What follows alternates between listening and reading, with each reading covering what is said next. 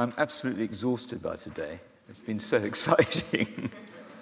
Thank you, Alex and Will, very much for all the things you've done for me, and all the wonderful projects you've involved in, particularly if you could collaborate. I thought that was absolutely brilliant. Short warning, there's one palm tree in this lecture.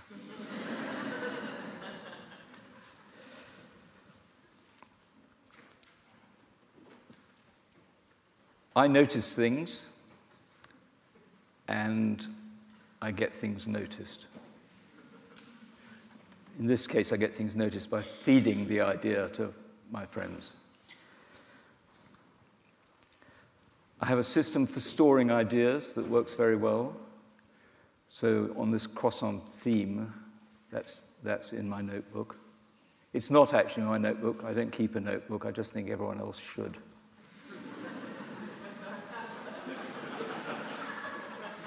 I was asked to make a picture about an important thing in my life, and having a spare idea is really important to me. And as I talk, I think you'll see that ideas kind of grow and get used a year later or something that kind. It's dangerous because not all ideas fit the project. So well, you can read it actually. I was going to read it out. Having done those couple of images, I then suddenly got, would I celebrate Eskimos being allowed to pray, give us this day our daily fish? So I had to do a picture about fish and loaves, and you can see immediately the croissant crab appears a month later. The scratched background, which I enjoy enormously, is a photostat of the bottom of an oven tin. And again, it just kind of gets stored up.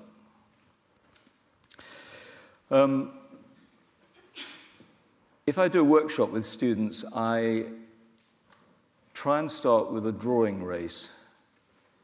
And this is one I did. I was given a job to do a menu for dining designers. And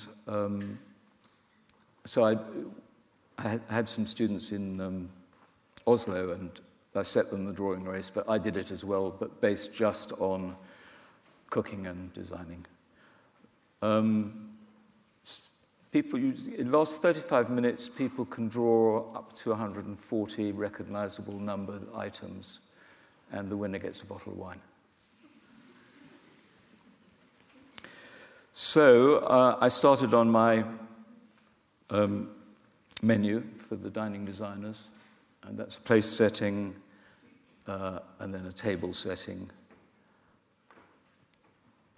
And it's a kind of... You find a lot of my work's about food.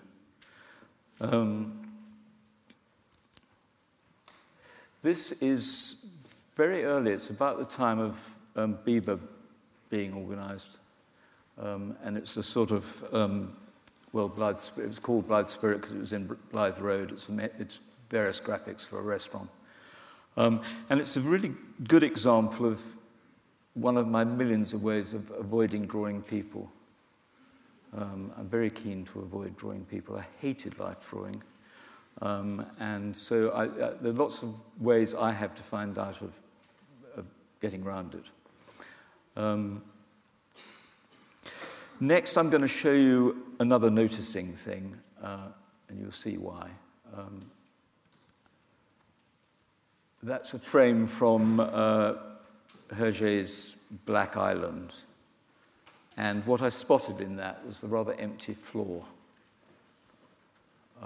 And so I started carving it up and rearranging it so it had a completely empty floor.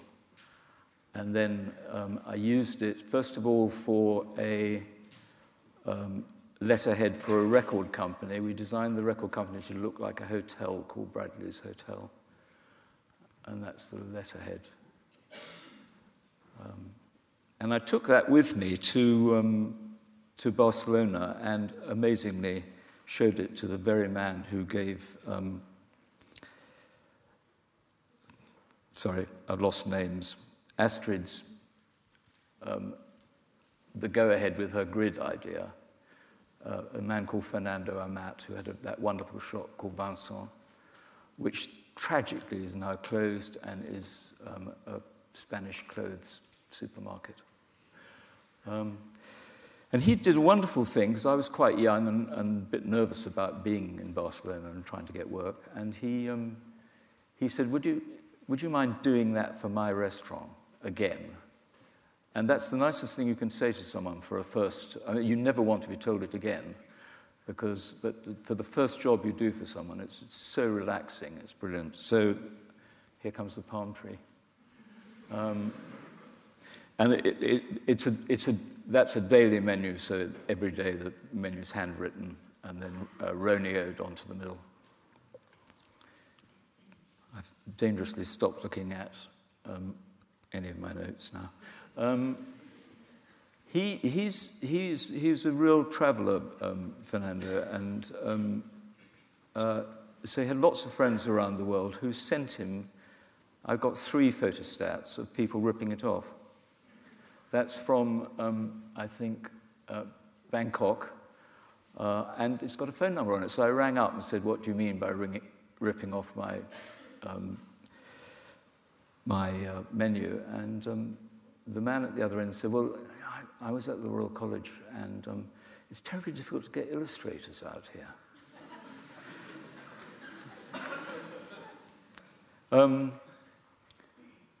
I have a kind of relationship with Tintin, just because I enjoyed it at various stages in my life enormously. But wonderfully, sorry, my brain has gone now. It's curdled by all these talks. The Miro Foundation decided to do an exhibition called Homage to Tintin and asked lots of graphic designers to do pictures for it. And I love the cliche of drawing on the back of an envelope. And I've got another idea I use a lot, which is that the final good drawing is surrounded by hundreds of really bad ones. So I set out to do the invention of Tintin. And you can see, he could have been a girl or smoking or any number of awful things. That comes in the catalogue, backed with Andy Warhol's picture of George Remy, who's Hergé. I'm going to show you 4 record cover things. That's one phallic image I'm going to show you. It's very, very lucky to get that job. It's my pension fund. It's hidden in my house. It's on a bit of tracing paper about that big. I did that at the Royal College in the same year. Another phallic image, but so much more interesting. But it outlines a problem I'll tell you right throughout the talk, which is that even including you, only 1,000 people have seen that. Whereas in Led Zeppelin, I forgot to look up the figures before I came out, but it'll be 27 million or something.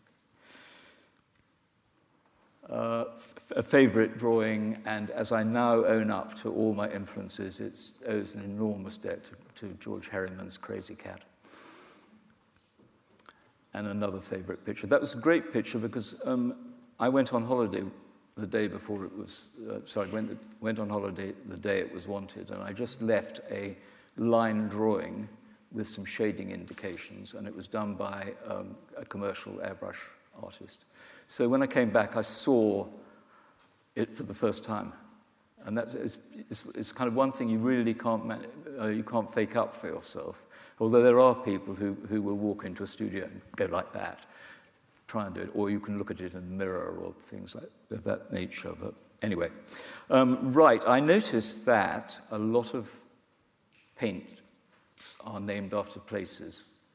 And then I found, so this is a section about collecting, but So I decided to do a color atlas, and I wrote off to everyone, and this is just the one page of it. It's a limited edition book, I suppose 100 copies, and it's like an atlas, but it's full of named things. And there's a little envelope at the back for colors like Xanadu, I can't think of them, heaven, those kind of colors which you don't really know where to put. I don't collect plastic multiples that I meant to collect, and I don't collect information graphics. Sorry, wrong one. I did collect those in Barcelona flea market, now closed.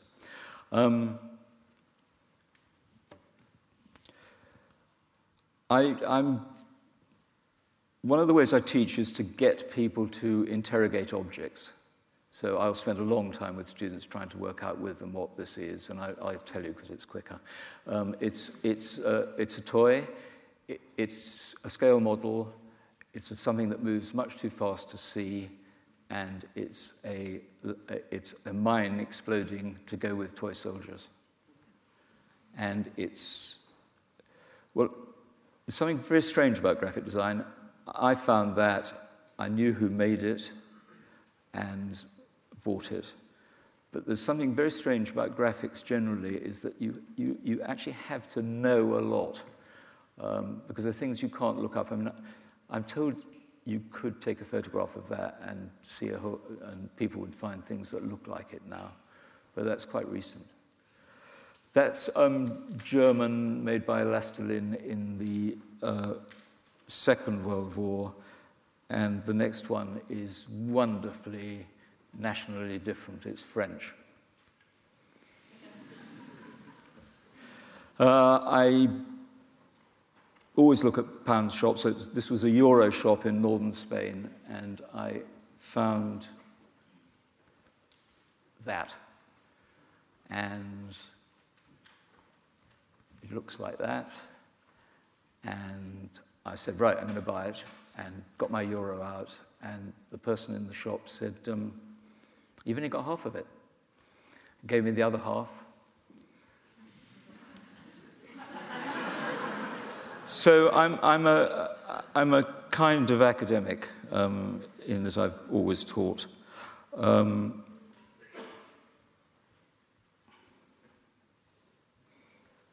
Sorry. I'm a sort of academic. Why do I teach? For money, of course. But teaching is very much part of my economy. It's always supported me. And having a university behind you is fantastic if they're as good as Brighton is or was. The other reason I teach is I live in the village I was born in. My desk is only 5 meters from my bed, and I desperately need to have arguments about what I do and rows. And the place to do it is in a good English art school where, as you all know, the teacher is always wrong.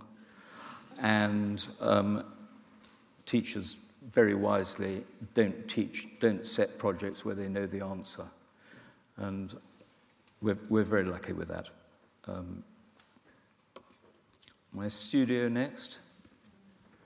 In Unit Edition's book on studios, there's only 2 with dogs and flowers in them, and I was one of them. That dog's dead now, but there's one almost the same.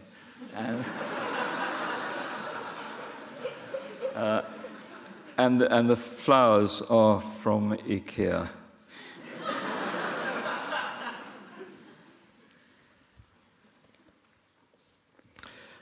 So I often observed my Spanish berry, and I did actually set it as myself as a sabbatical project, which I never did, which was to draw it without taking the pen off the paper. And at that point, Pentagram rang up and said, we are celebrating 50 years of the Parker ballpoint pen, and would you like to make a drawing for it? There was a whole lot of us made drawings. So that's another example of something just waiting to happen. I draw things that I think look like trees. There's no palm trees there, I don't think. A lot of my work is about actually as simple as saying this looks like that. I think this looks like that. This is quite a difficult thing to do on purpose, but it just fell into my lap, really. But it's a visual and verbal pun. It's a forest of trees. A lot of my stuff is based on my garden, our garden. So that is things I've enjoyed finding in the garden. And these are things I would like to find in the garden, in that they are all shards of famous English artists' ceramics. So that there's Ravilius and Borden and Paul Nash and all sorts of people. I've got some of them. And this is a rejected cover for the history of gardening for the Sunday Times, which has been used for lots of other things since. And this is from a book about hands, but so I did pages and pages and pages of these handles. But the last thing I made in that section was that's the smallest possible garden shed that will hold your tools. And never neglect the enemy.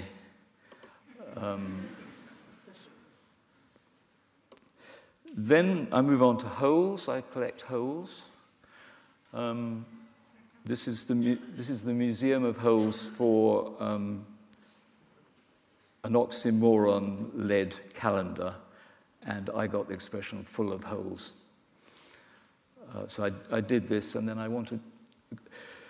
Great thing about doing calendar pages is they're up for a month, so you shouldn't perhaps just do a simple picture. It needs a bit more to look at over that month. And I really believe in putting time into pictures if you can. So there's all sorts of things. You can puzzle the sidebars. You can puzzle out. I mean, the one called Sands is all the holes in Gill Sands.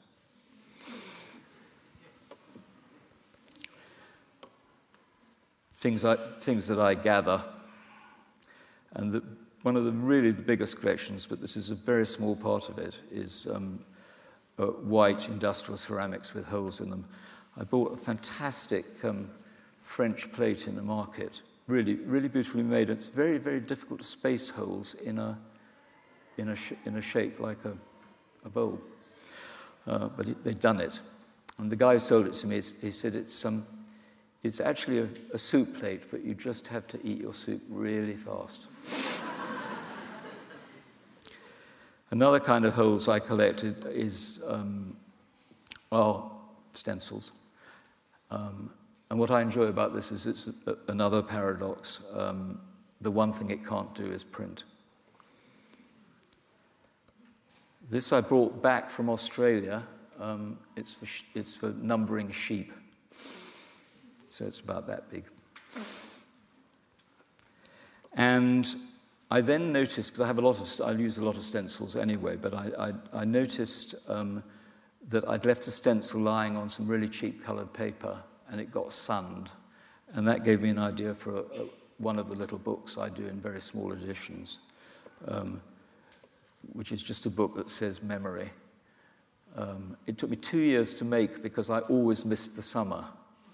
And then I suddenly thought, in my village is a tanning salon, so I went and bought a whole lot of coupons and said, do you mind if you just leave me here for a while?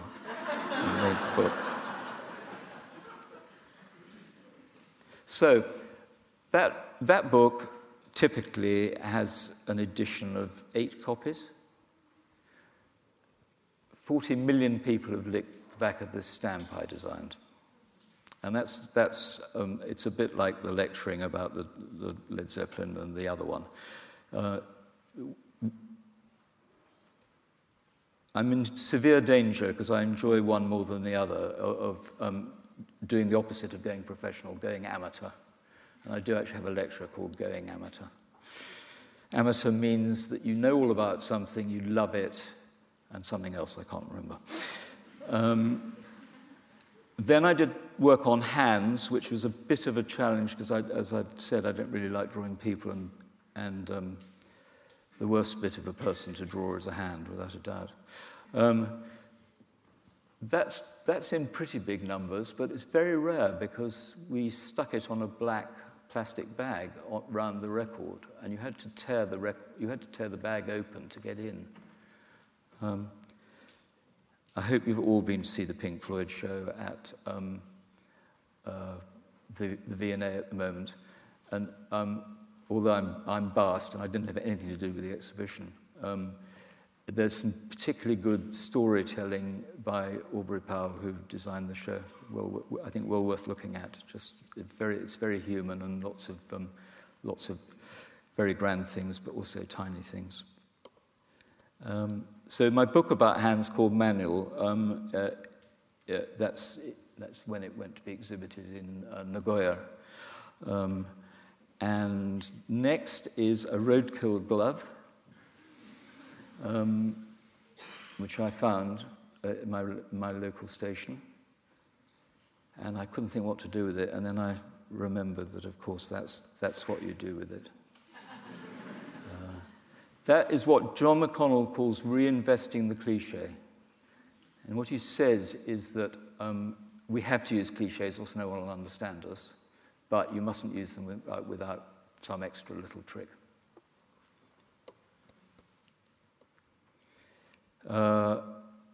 This is the next effort. This is in a bigger edition of a book, so I had to have a hand made,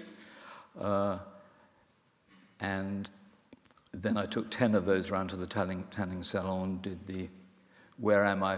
the goodbye page in the book, and that, interestingly, is where I started with the sunning. I remember now. I found that a page out of a scrapbook, and that's what started the whole business of stencils and cheap paper. I love naming things, and I love the gift of information to people. So all those are real nails, and they've all got real names. What I fall short of is connecting them, because I like people to do a lot of work. So the best trick with that is if you do a book of butterflies, put the names of the butterflies at the back, and then the people will have to read the book at least twice. A favourite commission from It's Nice That, which was to write a piece about my collection of rulers. I'll show you great photography they did. I'm only going to detail one. The yellow ruler at the top is the worst ruler ever designed. It's left-handed, and with a ruler there is a left hand and a right hand.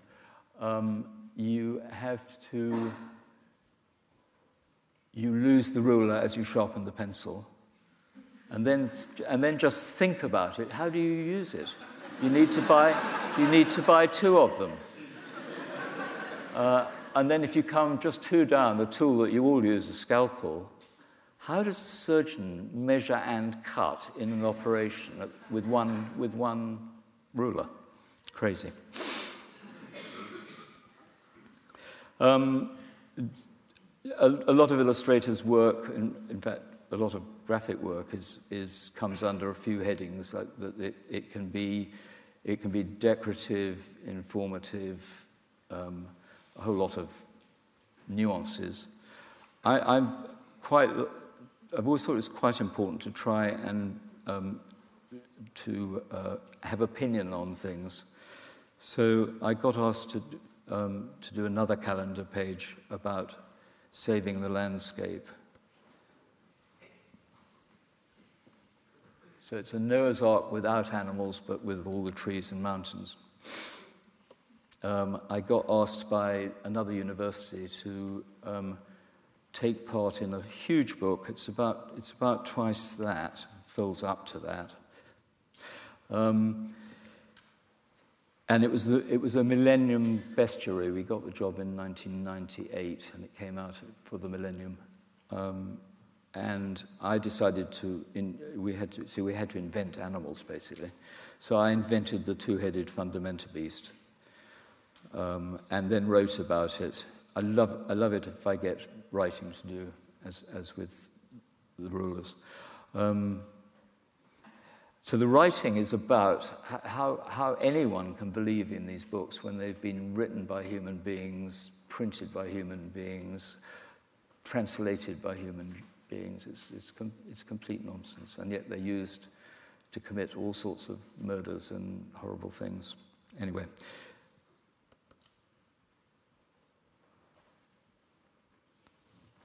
Has that just come up? Oh, sorry, but I talked about it before. Okay, all right, faces next. I'm just about able to draw faces and hands now.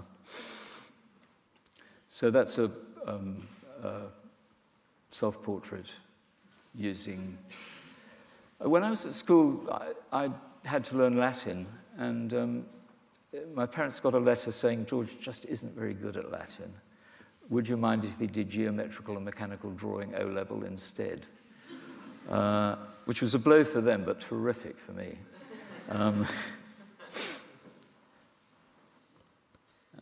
Food and art, and then another Tintin job, someone doing a book of covers of non-existent Tintin stories in Belgium.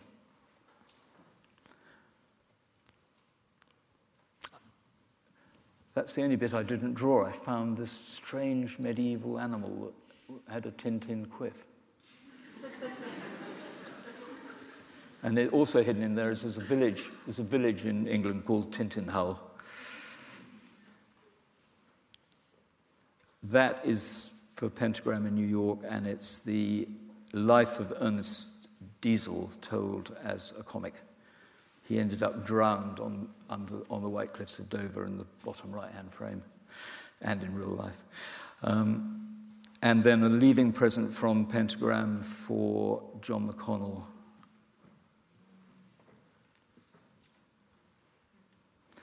I draw letters and numbers, and I'm asked to say what's going to happen in the future. That picture, if I had to give it a title, would be called "The Future is Right Behind You." And normally I show a couple of things I'm working on at the moment, but I'm not going to. And but I was also asked to make more exciting and lovely a famous road sign in England by Margaret Calvert, who was one of my tutors at the Royal College. And this is what I did for it. So the future, as far as I'm concerned, is rosy.